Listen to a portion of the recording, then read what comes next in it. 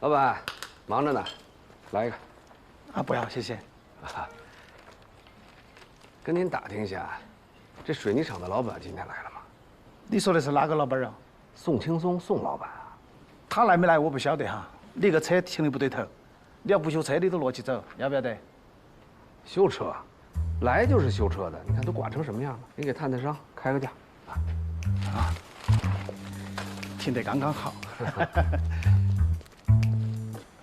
哎呦，你这个车造的有点严重哦，人跑了吗？哎，你莫看呐，你见不到老宋。为什么呀？能见到老宋的人不会到我那儿来打听他。你说也怪哈，这铁将军把门，守门的呢有膀大腰圆，不知道的还以为守的是军火库呢。你不晓得啊？前2天那儿打群架，200多号人，好大的阵仗，我那个扳手都整折了几个。打群架，跟谁呀？杜瘸子啊，都是老宋那个死对头。因为什么打？抢猎物，抢矿场的猎物。矿场，东山矿场。魏阳还有第2个矿场吗？公家的油水多。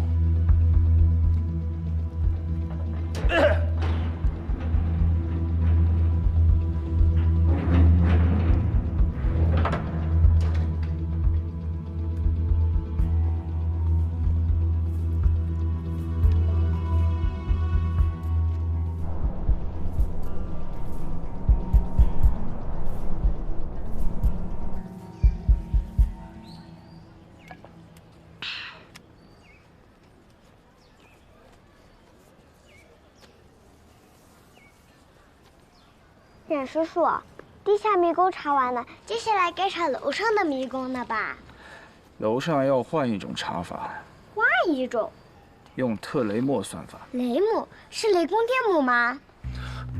喏，特雷莫算法是所有迷宫解法中最耗时但成功率最高的解法。大意就是要把每一个路径都走一遍，然后做好记号，以免重复犯错。最终就能找到正确的路径。换作查案的话，就是找到线索。冉叔叔，你说的太绕了，不用雷公电母，这样不就行了？这是入口，这是出口。咦，这样不就找到方法了吗？给我。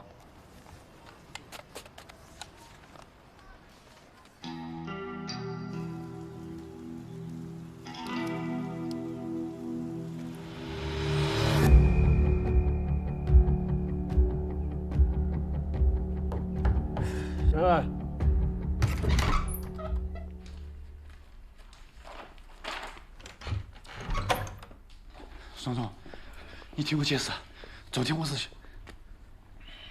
晚上表现不错，还算你有脑壳。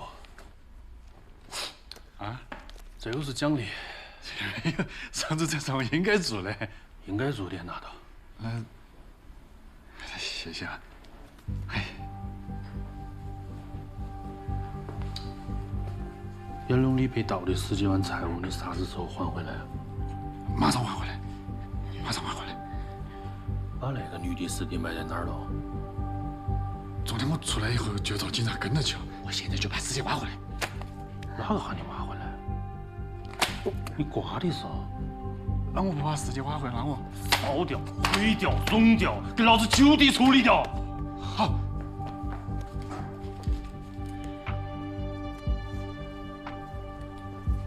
回之前，拍张照拿给我。好。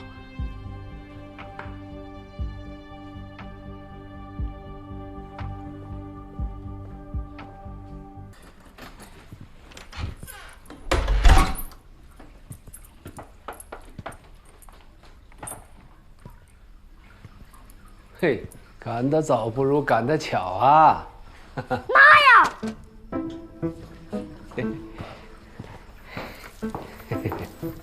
何永航，你这是干什么去了？油漆，不小心蹭的。蹭的？我看你这是掉染缸里头了吧？干刑警就是这样，又脏又累又臭，谁也不知道第二天是什么样子。搞快戏了吗？老汉儿，你别弄。自从去啥子刑警队，讲话越来越水垮垮嘞。幺儿，老汉儿向你保证，老汉儿马上就要说话算数了。你这发型好帅，等长大我也要烫一个。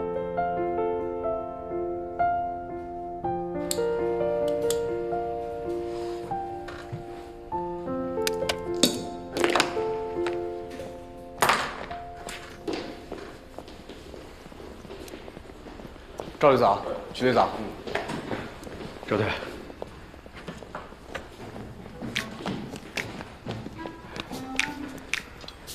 滨河区那4个少年接连失踪的案子，快2周了，到现在人还没找到。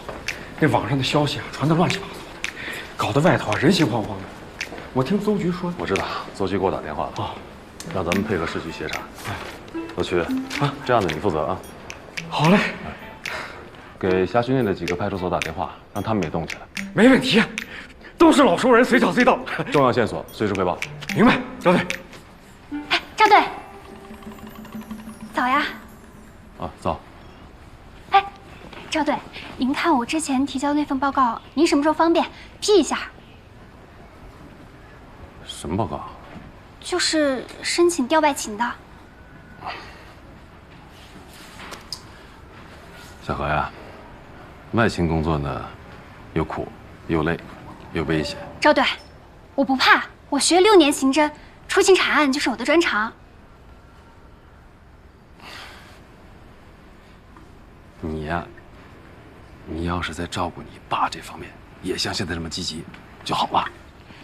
赵队，您要的鉴定报告出来了。啊，你给我来一下。团长有手机或者相机吗？啥子都没得。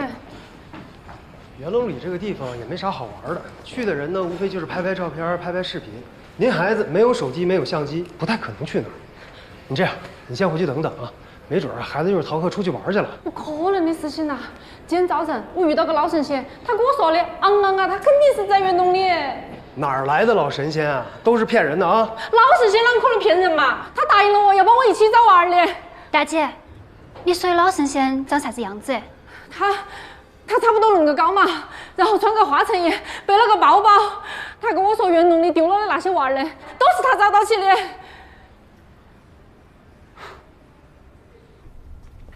韩总，快出来吧，你妈妈在找你呢。哎，这元龙里一拆啊，妖魔鬼怪就都要现形了。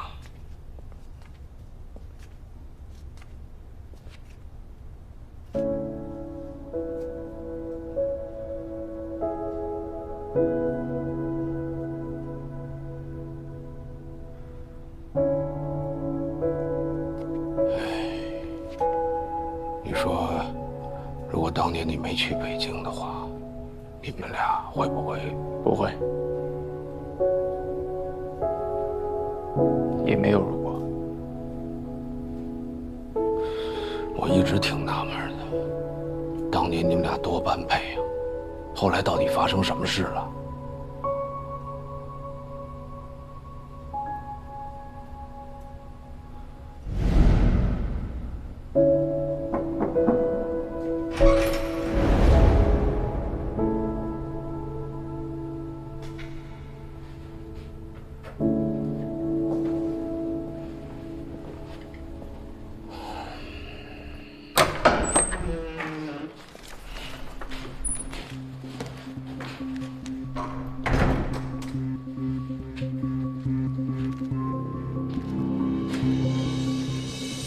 童车怎么不见了？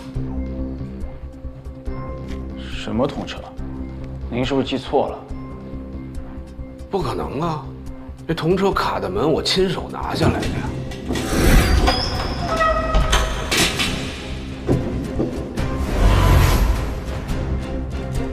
肯定有人在搞鬼。走，回去。师傅。哎。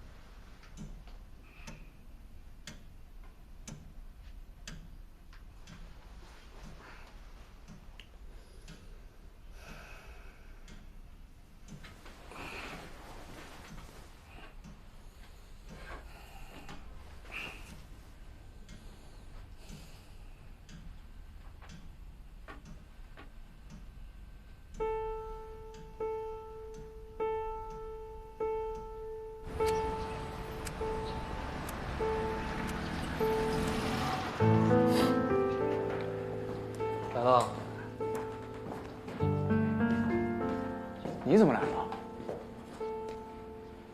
谁话问的？我来上班。户籍找到没？哦，徐家在未阳有2家亲戚，徐志宏有个姐姐，徐某有个舅舅。哎，分头行动，速战速决。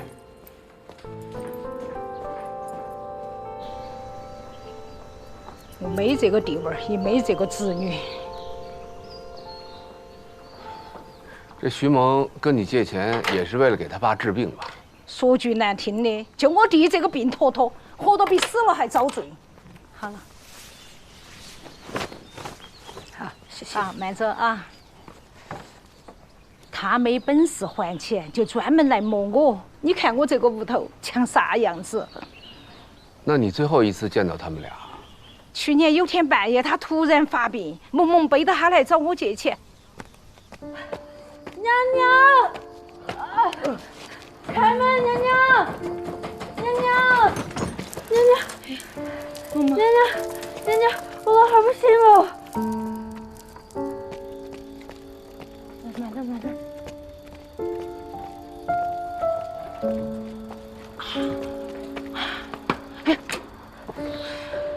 娘娘，可不可以？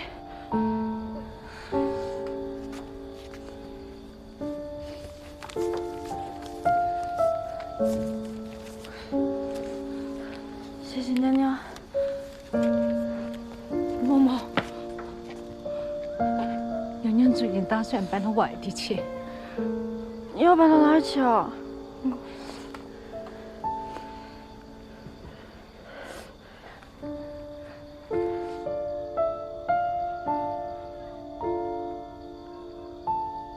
我晓得了，我不会再来了。借你的钱，我会想办法还你的。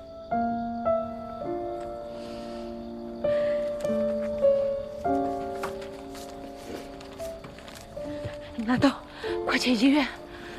谢谢娘娘。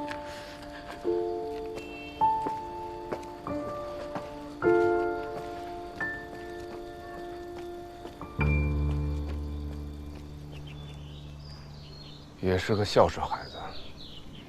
哪个说不是嘛？可惜了，都被他老汉儿给拖累了。实话说，我听到我弟失踪，我这心头还松了口气。我太不应该这样想了。哎，生老病死由不得人。咋个由不得人嘛？这个病都是他自找的。本来好端端的，前年夏天他们2个就跟闺蜜都一样，非要跑到巫山去旅游，结果遇到山难，我弟就从那个岸上摔下来，落了一身绿皮，生不如死。山难，巫山事故。先是大雨，又是大雾，那个旅行团呐，一进到山头就迷路了。你想嘛，山卡卡头，找不到吃的，找不到喝的，更找不到人来救，冻死了好多人了。我姑算是命大，他倒是活下来了。还不如死了。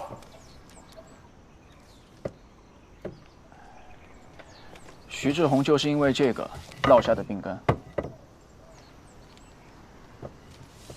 我能借用一下这张报纸吗？马石头，你留那个晦气东西啥子？那你们最后一次见徐某是什么时候？啥子时候？猴年马月的时候。警官，要不然我给你倒个茶喝。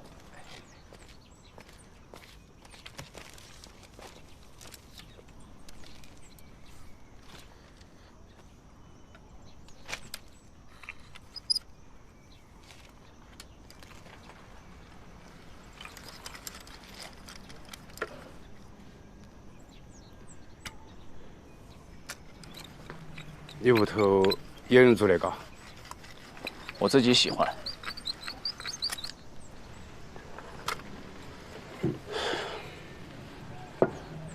小团子，你说人走到最后，是不是特别怕死？我我不太懂。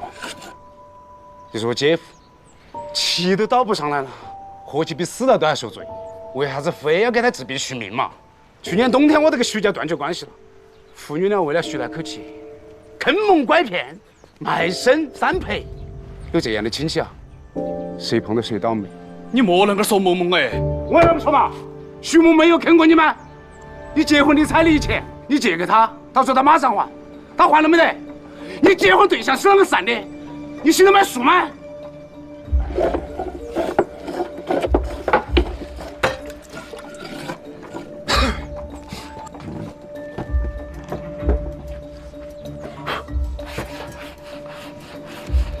那你们知不知道徐某父女得罪过什么人？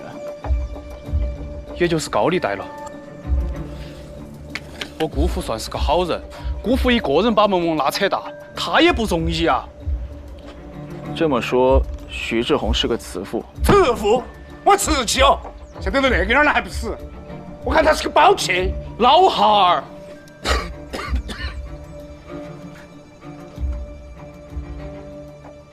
大难不死，举债治病，还被人买凶，这父女俩可够惨的。别再遇到其他什么事儿。很难说。从家里现场看，他们走得非常匆忙，但又为何会赴约去元龙里，还在电梯里面做出离奇消失的举动？这中间应该是欠缺了某个信息和逻辑。到现在。他们怎么消失的，我们都不知道。别再让人给害了，要不这案子我得查到什么时候去？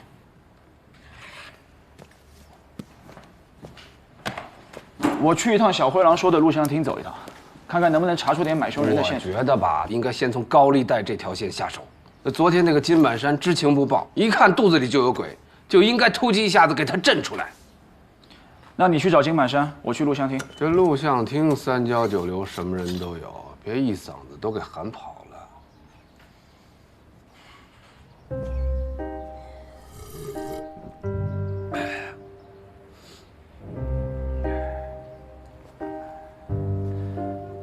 何警官，其实咱俩一块儿去也行，互相总得有个照应嘛。洗脚水喝怕了啊？可以啊，你在这喊我声师傅，我就陪你去。哎，咋个不进斗嘞？哎，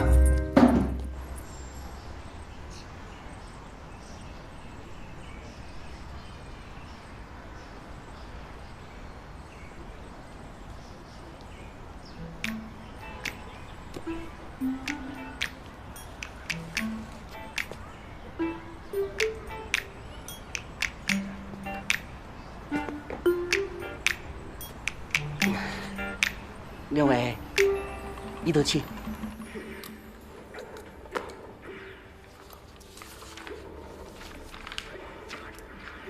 大前天晚上，有一个戴帽子、戴口罩的人来过，有印象吗？那天进进出出那么多人，啷个记得清楚嘛？金满郎也来过，你不记得？那就更不清楚啦。我们哪儿敢招惹些黑社会哦？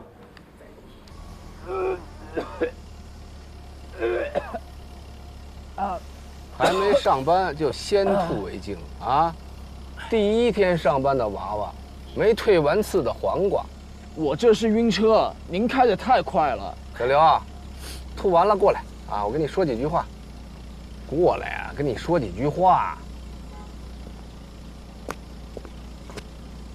不是，我跟你说啊，我跟你说。咱俩今天呢是临时大班啊，虽然是临时的，但是也要捋清楚关系。我知道，冯队说您是借调来的，还有1周就回去了，叫我在叫你是少给我惹麻烦，是不是？叫我在专业上好好带带您。谁带谁呀？你个青钩子娃娃，知道我干了多少年吗？可您一直在派出所，我学了6年刑警。你那是纸上谈兵，废话不多说啊！师傅带徒弟是队里的规矩，冯队只说让我跟您搭档，搭档也得有长幼尊卑。我是师傅，你是徒弟，咱俩处顶，听我的。那您说今天怎么查？这就对了嘛。我跟你说啊，这个元龙里是我在派出所的时候负责的片区。当年呢，施工挖出了一个衣冠冢，从那以后，这里的人呢就开始疑神疑鬼，迷信氛围浓重，没事成天瞎报警。所以呢？所以就要按兵不动，先让他们冷却冷却。我不同意，迷信氛围处置不及时，容易出现群体事件。我刚才说的规矩都白说了，是不是？我是师傅，你是徒弟，师傅说什么？何师傅，咱能去办正事了吗？什么何师傅啊？你当我是修车的啊？倒是想着修煤气灯。什么煤气灯啊？煤气灯操纵 ，gaslight。说谁该死呢？年纪轻轻没礼貌。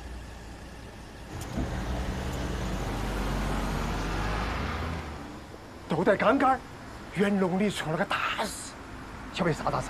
一个女的被个男的坐电梯闹18了，太吓人了啊！一男一女2个人被黑袍整个一裹，被跌了，那骨头渣都没剩下，我是看得最清楚。你看得最清楚。老妈，哎，来，骨头渣子都没剩啊！行，我说，这个衣服是我家的。你不是说他裹走2条人命吗？那就是证物，我得没收，回去化验。还有谁看得最清楚？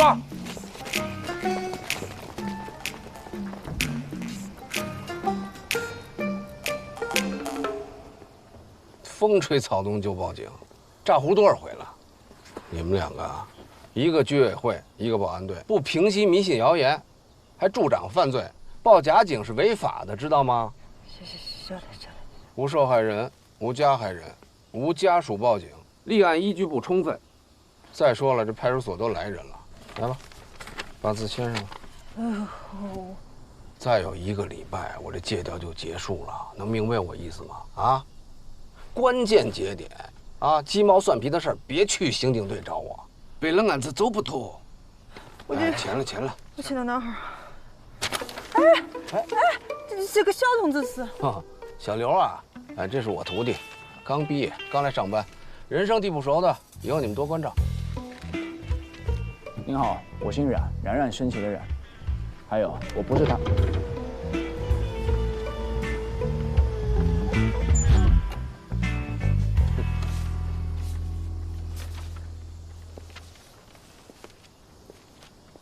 你好，你是李铁林，是不是你一回头就看到那个女人和老头不见了？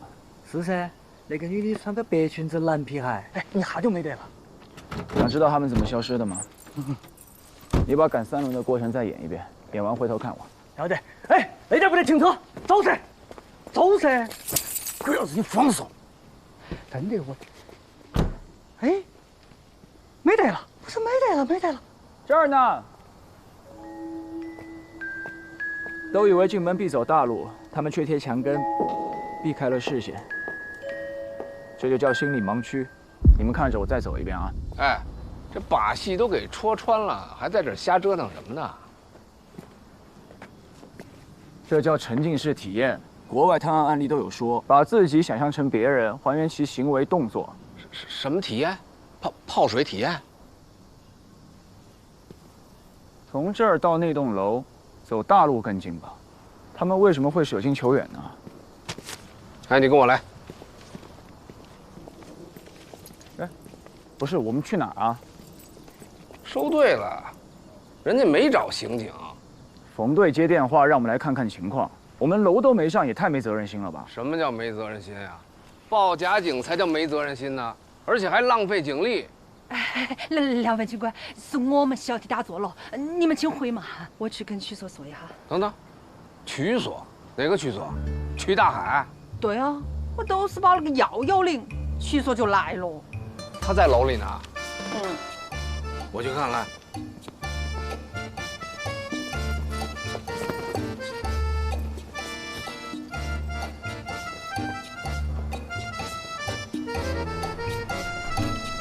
那个女的背着那个老头，就站在这里一动不动的，还把孩子拖了。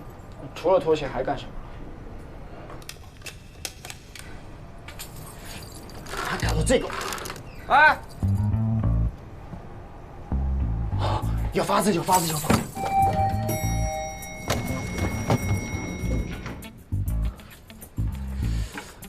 我去捡。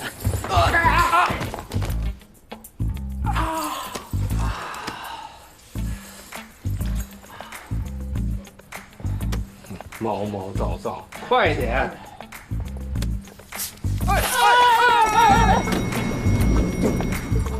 举手，小心脚印。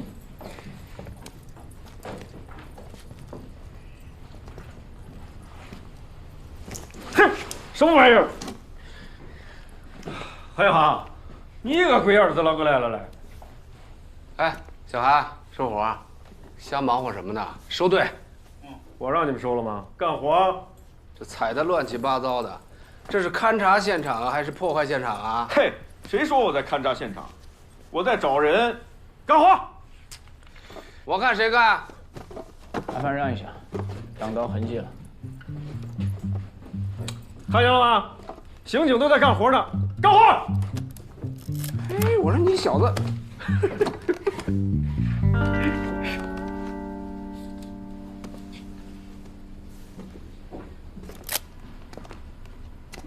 哎，这小子挺有意思啊，叫什么？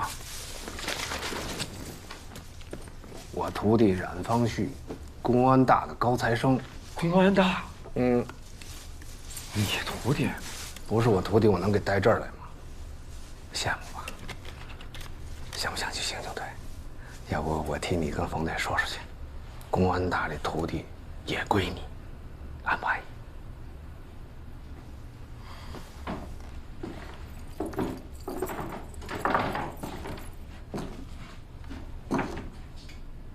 这木板挡的真不是地方。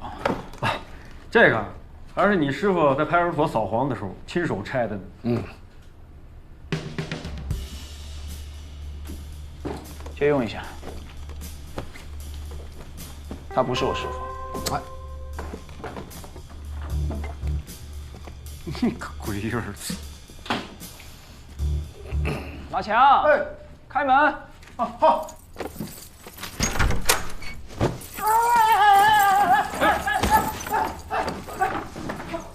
不好意思，透了个气。这是干什么？这是？这都不懂，这叫泡水体验，对吧？这叫沉浸式体验。这门框上有个钉子，门沿的灰也被蹭掉了。目前判断，黑风衣是被人有意挂上去的。悬挂的距离刚好开门时能够罩住一个成年人。恶作剧啊！但有个疑点，脚印到这儿就消失了，并没有来回的脚印。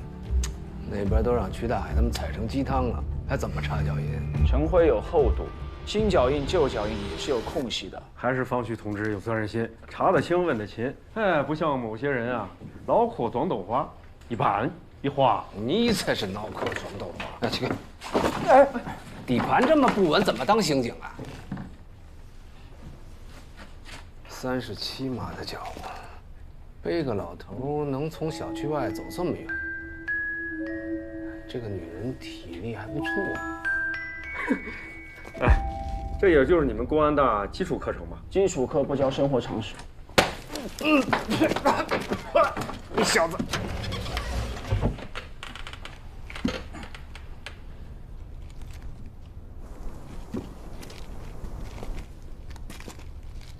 看见什么了？哎，4个烟头，从新鲜程度来看，吸烟的时间在2个小时之内。从燃烧痕迹看，吸烟的人情绪急躁，有的抽了几口就扔下去了。知道是什么牌子的烟吗？多少钱一包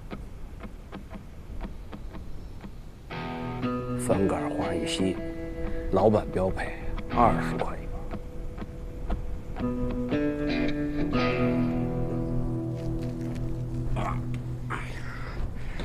你确定之前屋子里面是没有脚印的？应该确定。我们是来找人的，怎么可能不采吗？那也别踩那么多脚啊！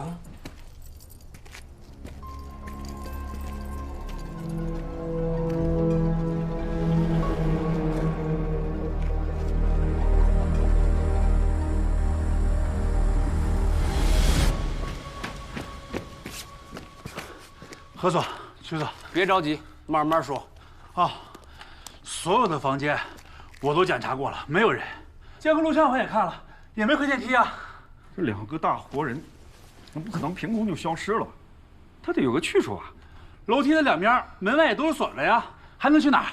听起来像个广义密室，3条通道，楼道门上锁，电梯又在监控之下。对嘛？要是不诡异，我就不给冯队打电话了。哎，我看你们刑警队趁早立案吧。啊，立什么案？立个屁案！我告诉你们怎么回事吧。门关着呢，外边锁着呢，开不开？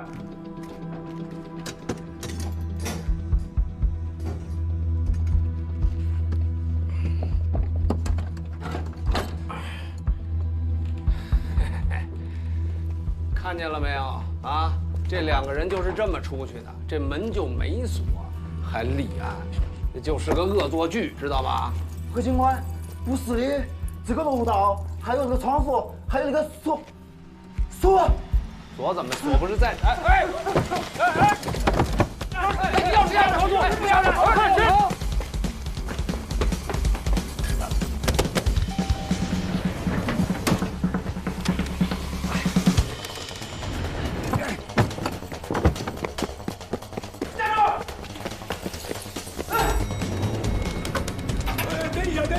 大爷，我有急事儿，您下一趟吧，不好意思啊。当着警察面出锁，太他妈猖獗了！给我站住！站住！站住！哎，你走回去！哎！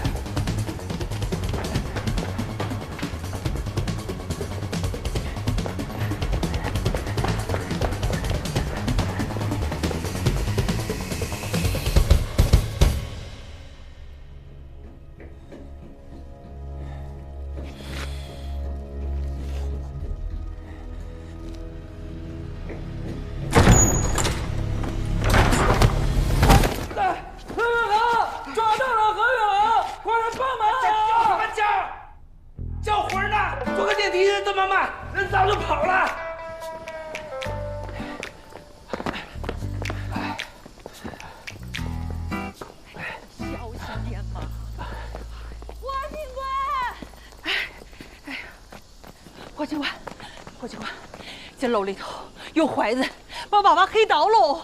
哎，刚才楼梯间里跑的是不是你啊？啊，你跑18楼干什么去了？这个娃娃也看到了，他还跟那2个人有肢体接触。我问他，那你把我们锁到楼道里是什么意思啊？我怕你冲出来抓我。小朋友，别害怕，你是看见那2个失踪的人了吗？我看到他们2个人手了，这不是人手，是鬼爪子。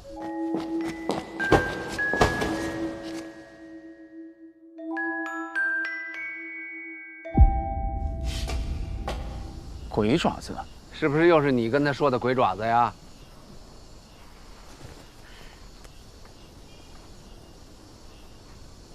你看，我就说嘛，都是那2个人装的，撞到娃娃也不服呀。哎，那2个人撞了几下啊？都一下。一下浑身都是伤，开拖拉机怼的。小朋友，你这些伤在追我的时候摔的。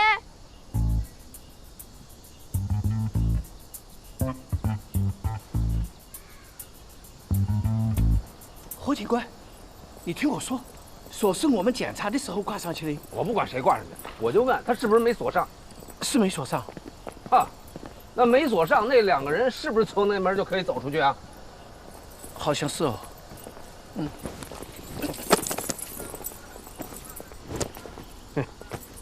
勘察半天，连个通道都没搞清楚。老曲啊，就你这水平，我在冯队那儿怎么帮你说话呀？我用你说呀，还出去爪子？那就是个恶作剧，回去捡东西，走队。早喊你收你不收，香港回归都赶不上热乎的。嘿嘿。何警官，我觉得有必要。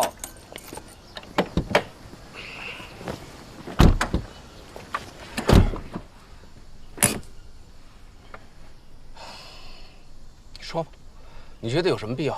马强说西侧走廊根本没有任何脚印，他们还说这衣服裹走2个大活人呢，一天到晚造谣生事，他们这话能信啊？你别急，听我把话说完，你就直说，你到底想怎么着？我就是想把这个案子搞清楚。听好啊，第一，这不是个案子；第二，你要是想继续查，我劝你换个搭档，不要耽误你回去当副所长。我知道，一开始就没看错你，全程搞密集的。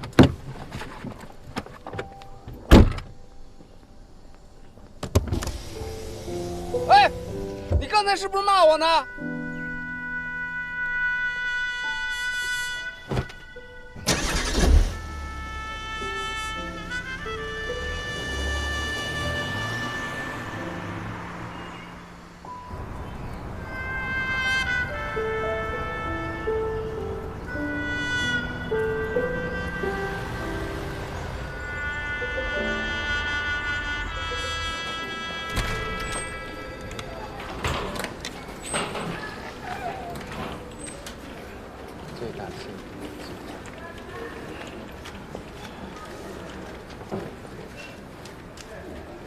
哎，小伙子，看没看见小冉？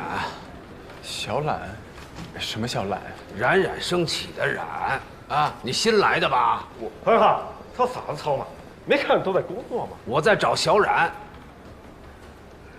杨龙里又撞了，干你的活去，别一天到晚净想着给我裹乱。那冉方旭在档案室猫着呢，你好好劝劝他啊。要不接个电话，打了5分钟，一个个的懒散。这个就是老何。老汉，你咋个又来了？在单位叫啥子老汉？你冉叔叔呢？你找他干什么？你别管，他人呢？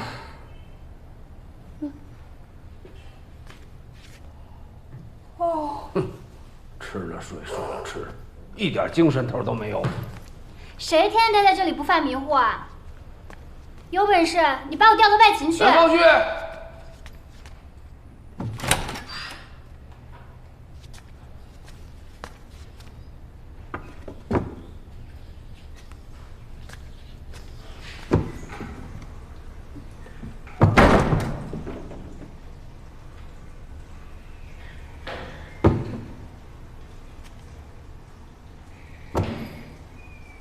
冉方旭，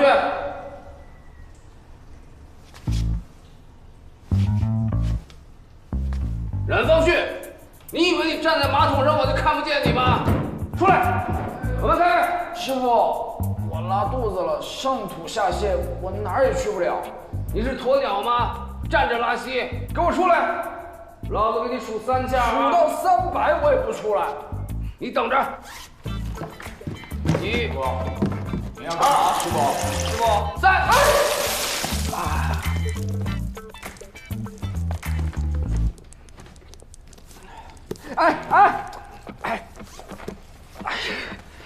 师傅，刚写好的教案。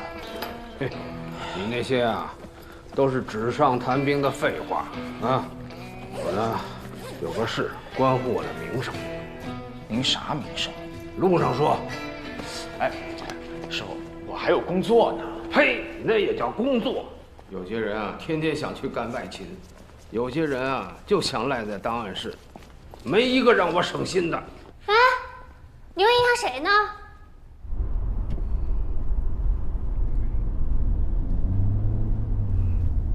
师傅，咱能开慢点吗？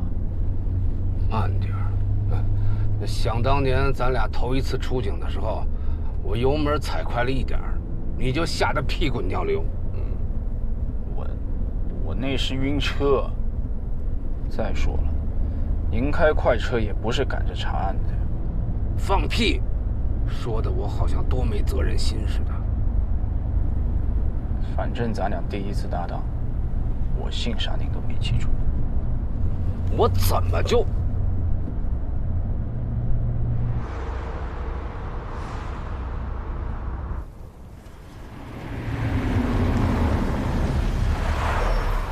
好了，就到这儿了。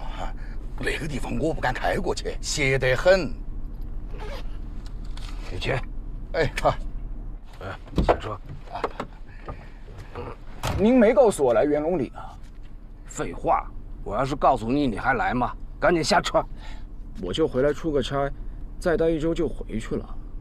你再有7天就回北京了？您不会是想带我来查案吧？哎。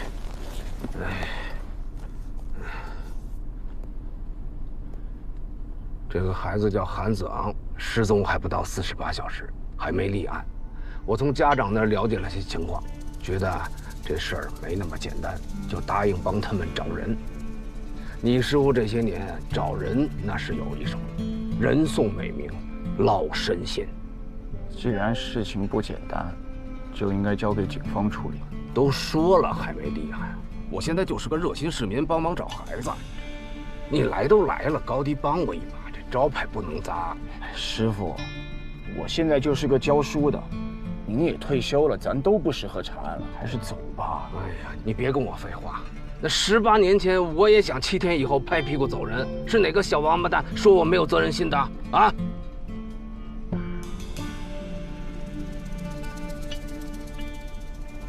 对不起，师傅，当年是我连累您了。哎，你没有错啊，谁都没错啊。要说错呢，那都怪你当年跟我没搞好关系。哎，我怎么没跟您搞好关系了？我叫师傅叫的那么亲。呸！你别给我浪费时间啊！下车。慢点儿，慢点儿。你小子，口口声声说不来元龙里，怎么进了小区跑得比贼还快啊？还不是您又搞煤气灯？哎，不上网吧？现在不兴叫煤气灯了，叫洗脑。走吧。哎呀，歇哈儿嘛，歇不得，这个地方不能久待。这个楼啊叫魔楼，每隔一段时间要带走一个人的。有那个警察都洗白在这个地方了的。是嘛？有个警察还是管这一片的，叫何啥子的。是的时候那么粗根红缨枪，直接把身体剁穿了的，尸体挂在那个墙上，死得惨得很。哎呀，快点，快点！我看你们俩才挂着死相。大爷，我又没说你哄我爪子嘞？哎，师傅，哎，你别拉着我，我倒是要问问，我是怎么挂在墙上的啊？哎呀！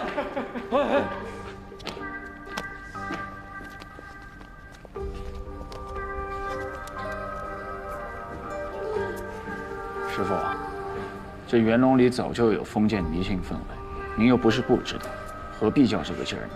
我要是不骂他们，下一个被说死的就是你。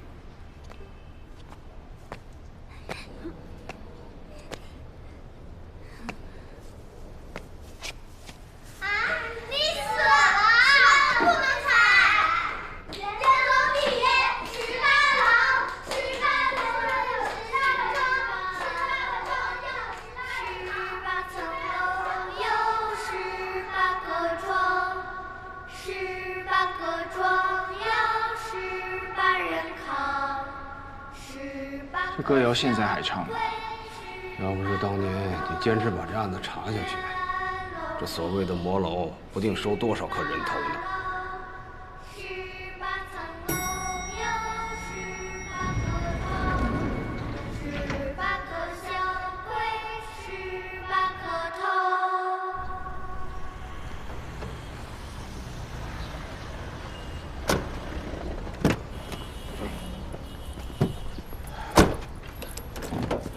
侯一航，请我吃饭。凭啥子？你不是要查案子吧？我帮你插个队，早点把报告出了。啊，哎，还有6天我就回派出所了，整什么案子？证据都送来鉴定了噻，2枚指纹，4个烟头，1件风衣，还有1盒录像带，留的是你的名字。我都挺好的，就是跟何远航同志不太合拍，您能不能给我换一个搭档？第1天就要换啊？何远航怎么你了？觉得他没有。哎，不对，我来找我徒弟。我再强调一遍，我不是你徒弟。年纪小，心眼也小，随便说句话反应这么大啊！我不是心眼小，我是负责任。冯队，您也看见了，脾气不和，性格迥异，经常吵架，影响效率。反正呢，我也快回派出所了。要不您给他再换个搭档，我也把手头的事儿交接一下。啊，合着你们俩在我面前唱双簧呢是吧？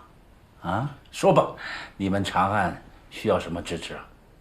哎，冯队，我们这不是演戏啊，我是真心的要跟他分开。冯队啊，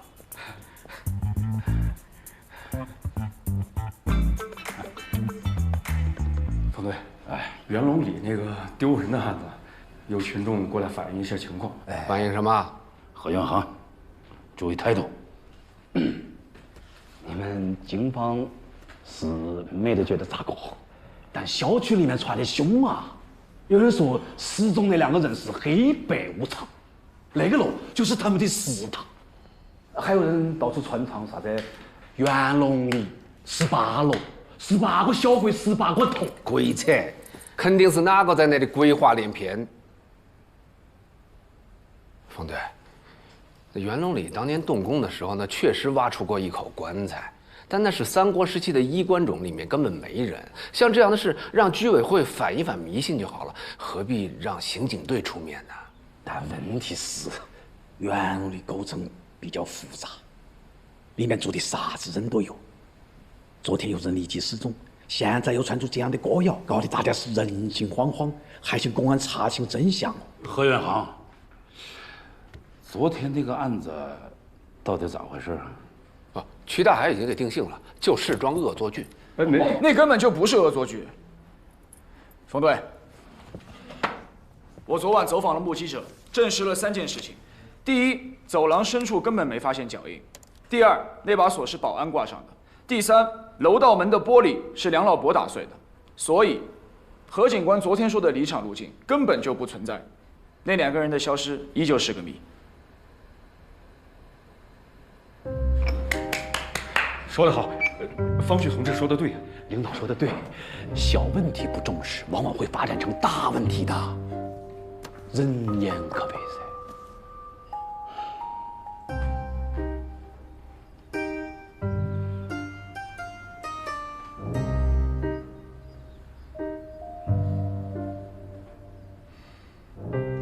有人说何远航啊是走后门进入刑警队的啊，坐。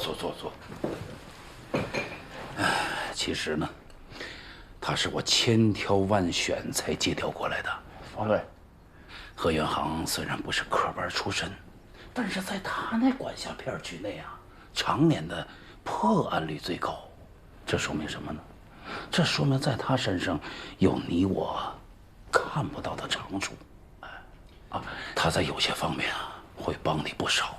当然了，你从专业的角度啊，也可以好好的带他，明白我意思吗？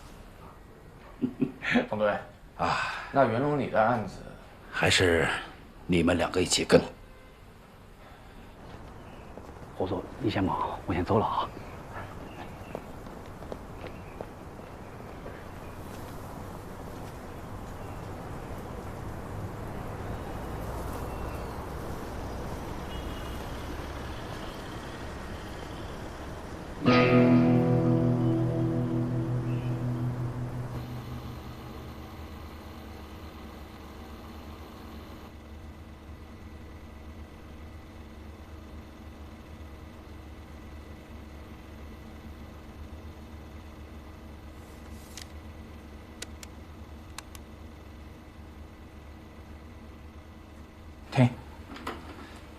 往前倒一点。这儿。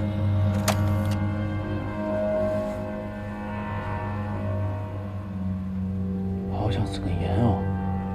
能看出是什么牌子的烟吗？啊？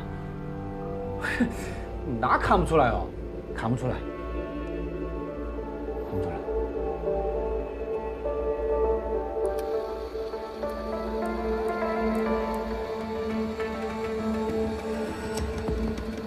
这应该是贴膏药留下的痕迹。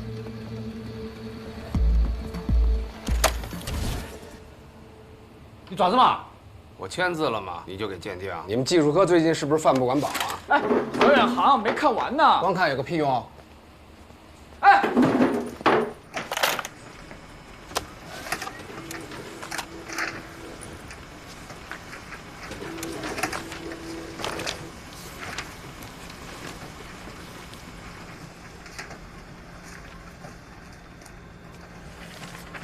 这个号码是你的？啊，要不留你的？我没有户籍，你为什么不留刑警队的？还是那……何警官，我觉得我们应该先分析那两个人消失的动机。动机很清楚啊，就是恶作剧。那你解释一下，为什么那个女孩一进电梯就脱鞋？为什么脱了鞋要叼在嘴里面？为什么老人在出电梯前按下了所有按键？就是个恶作剧，明白吗？那他们为什么能从密闭的空间消失？为什么？为什么？为什么？你是10万个为什么吗？我觉得当务之急是去袁龙里查清楚消失路径。这就是脱裤子放屁！你找着人了，什么路径就都出来了。哎，听指挥，找着这俩人，你的为什么，他们自然会回答你啊。我凭什么听你指挥？行啊。哎。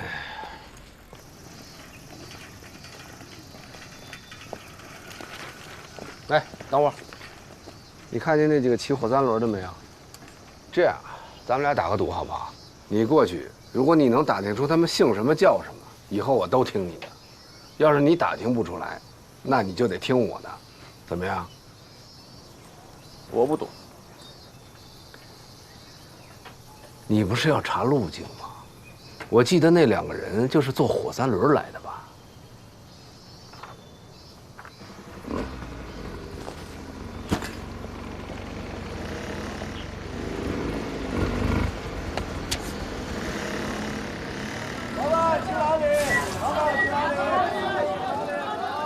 各位司机师傅，你们好，我是南山分局刑警队的，想跟你们了解一下。哎，师傅，师傅，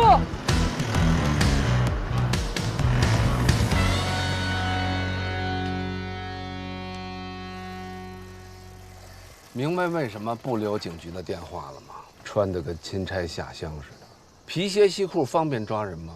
不接地气，还满口官话，连个骑火三轮的名字都打听不出来，还舔着脸要在这儿查案。哎，何警官，我大学期间研究中外各种典型失踪案，尤其是失踪人员的行为心理，我判断袁龙里这一起绝不是恶作剧那么简单。哦，那魏阳市渭南街道的失踪案查过吗？没有。知道为什么没有吗？我调到魏阳22年，在我管辖的地区，别说2条腿的人了，就是4条腿的阿猫阿狗，只要有人报失踪，我闭着眼就能找出来，用不着研究什么古今中外的失踪案。但是你贴寻人启事等电话的办法未免太被动了吧？你的主动是给别人添麻烦。我给谁添麻烦了？你把证物送到技术科，为什么要留我的名字？我昨天刚来报道，人家还不认我的签名。下车，自己坐车回警局，把有我名字那些送检单都给我撤回来。你送我去趟袁龙里，我再查一遍现场。我欠你的。下车！单位的车我凭什么下去啊？单位的车，这是我私人的车，油钱都是我自己掏的，这些也是我自己花钱印的。你以为只有你有职业精神，我也有。下车！何警官，据我分析，失踪那2个人的离奇行为更像是受到了某种胁迫，才不得不那么做。而且好多命案都是从离奇失踪开始。哪儿来的命案？在我管辖的片区就没出现过命案，你一来就给我弄出一起命案来。墨菲定理听过吗？你越怕什么，就会越来什么。狗屁定理，狗屁命案！刚才打赌你是不是输了？输了就得听我的。我现在命令你回警局，把有我名字的那些送检单都给我撤回来。何远航，你就不配当刑警。